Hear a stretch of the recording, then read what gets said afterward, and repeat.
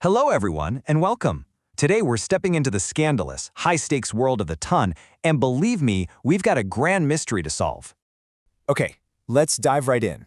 The game is officially afoot, and our goal is to be the very first person to figure out who the enigmatic Lady Whistledown really is, and, of course, claim the Queen's favor while we're at it. All right, so what's the whole point of this society scandal? You know, it's actually pretty simple. Our job? Unmask Lady Whistledown. And how do we do that? By winning rounds of investigation. Now, you can win a round in one of two ways, either by having the highest card when it's all said and done, or by being the last player still in the game. Every round you win gets you a diamond token. Get enough of those, and you've solved the mystery. But hey, before all the intrigue can kick off, we've got to prepare the ballroom, right? So let's take a look at the setup. So the setup is super straightforward, but you really need to pay attention to step 3. See, you set the top card of the deck aside face down. Nobody sees it. That card is just out of the round. What does that mean?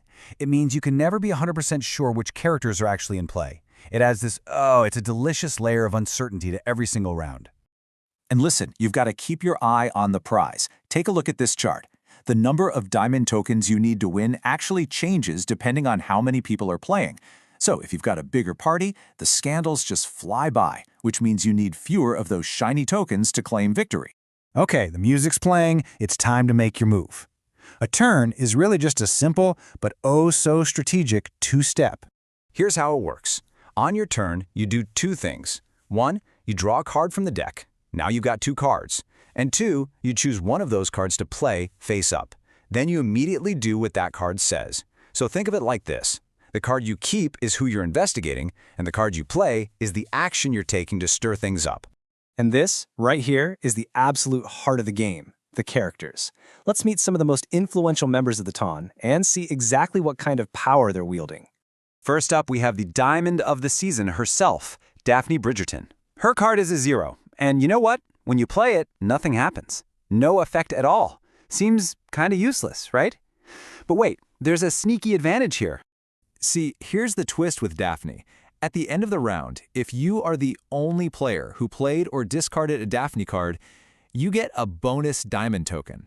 Yep, a whole extra one on top of any you might win for the round itself. It's a really subtle play that can just quietly sneak you into the lead. Next, we have the ever-curious Eloise Bridgerton. Playing her card lets you point a finger and make a direct accusation. So, with Eloise, you choose another player and you name a card number. Anything but a 1, because you can't guess another Eloise. If you're right and they have that card, bam! They are out of the round. It's a super powerful move, if your hunch is right. But be careful, because if you guess wrong, you've just told the whole table what you're thinking. All right, next up is the sharp-witted Kate Sharma. She lets you have a little peek, a moment of clandestine observation, if you will. Her effect is simple. You pick another player, and you secretly get to look at their hand. That is invaluable information for planning your next move. I mean, you can see if your suspicions are correct, you can figure out who to target. Knowledge, my friends, is power. Ah, the Duke of Hastings. Playing his card? That starts a duel of wits, a direct head-to-head confrontation. It's basically a duel. You and another player secretly compare your hands. Whoever has the lower value card is knocked out of the round. Just like that. But hey, if it's a tie, nothing happens. It's a super risky gambit for sure. The one with less influence gets dismissed immediately. And now we have the formidable Lady Featherington. When you play her card, again, nothing happens. No effect. But she comes with a very strict social obligation. Check this out. You have to play Lady Featherington if the other card in your hand is Lady Bridgerton, Lady Danbury, or Queen Charlotte. You literally have no choice. It's such a great rule because it mimics the social pressures of the ton. Sometimes your hand is forced by the company you keep, and the best part? The other players have no idea if you were forced to play her or if you chose to. So much intrigue. And finally, Penelope Featherington. Oh boy, this is a most curious card, and probably the most dangerous one in the entire deck. Okay, get this. If you either play or discard Penelope, for any reason, you are immediately out of the round. That's it. Gone.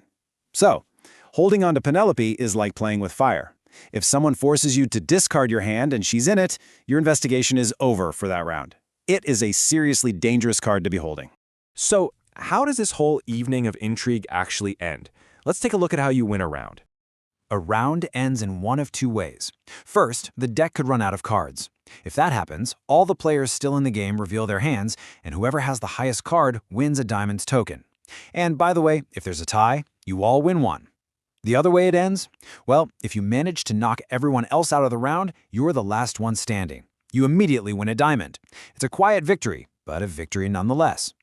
So, dearest viewer, now that you know the rules, whose secrets will you uncover first?